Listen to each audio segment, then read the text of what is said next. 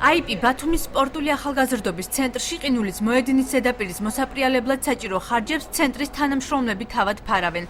ტექნიკა, რომელიც ყინულის სასახლისთვის 2008 წელს თვითმმართველობამ შეიძინა, დღემდე მერიის ბალანსზეა, ამიტომ ცენტრის მესვეურებს საწვავის ხარჯების გაწერა უჭირთ. მიმდინარეობს საბუთების გაფორმება, სადაც უახლოეს დღეებში სპორტული ახალგაზრდული ცენტრის ბალანსზე გადმოვა ყინულის მოვლელი მანქანა.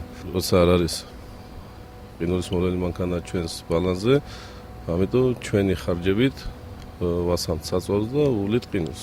მერიაში ამბობენ, რომ დანადგარის მერიის ბალანსზე არსებობა პრობლემას არ წარმოადგენს. არჩილ ვანაძეს არც თანამშრომლების მიერ საწვავის საკუთარი ხარჯებით შეძენის ფაქტი მიაჩნია დამაჯერებლად. ოფიციალურად ორგანიზაციას არ მოუმართავს ქალაქ-ბათუმის მერიისათვის შესაბამისად თუ საჭიროება იქნებოდა ამისა, ქალაქ-ბათუმის მერია გასცემდა ნებართვას მის საკუთრებაში არსებული ქონების მოვლა პატრონობაზე რა.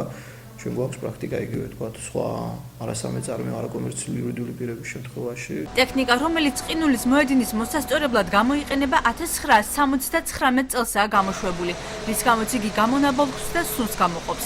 როგორც ირკვევა მისი შესყიდვისას, ტენდერის ერთ-ერთი მთავარი პირობა სწორედ ის იყო, რომ სპეცტექნიკა 2000 წელზე ადრე გამოშვებული არ უნდა ყოფილიყო. ამის მიუხედავად, მიღება ჩაბარების აქტი მომწოდებელს დამკვეთსა და მერიას შორის მაინც შედგა.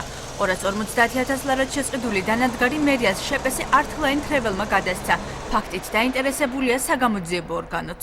მხარეთა შორის მიღება ჩაბარება შედგა 2007 წლის მარტის თვეში, რითაც დასტურდება, რომ აღნიშნული მანქანა გადმოიცა ქალაქ-ბათუმის მერიას ხელშეკრულების პირობების შესაბამისად. დოკუმენტაცია ამოღებული იქნა შესაბამისი საგამოძიებო ორგანოების მიერ და მიმდინარეობს საკითხის შესწავლა. მიმდინარე წელს მოხდა ეს გასულ წლებში. 2007-2008 წლებისთვის ყინულის სასახლის ზაზა ლაღიძე ხელმძღვანელობდა.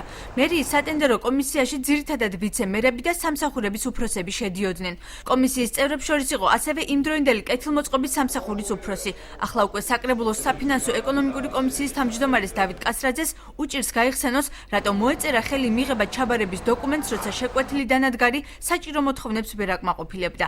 შესყიდვების სამსახურში დეტალური ინფორმაციის მისაღებად წერილობით მიმართვა გვირჩიეს. ყინულის მოსაპრიალებელი მოწყობილობა IP ბათუმის სპორტული ახალგაზრდობის ცენტრს უახლოეს ხანში გადაეცემა. ტექნიკა, რომელშიც 2008 წელს 250,000 ლარი გადაიხადეს, დღეს მერიას 10,000 ლარად აქვს შეფასებული.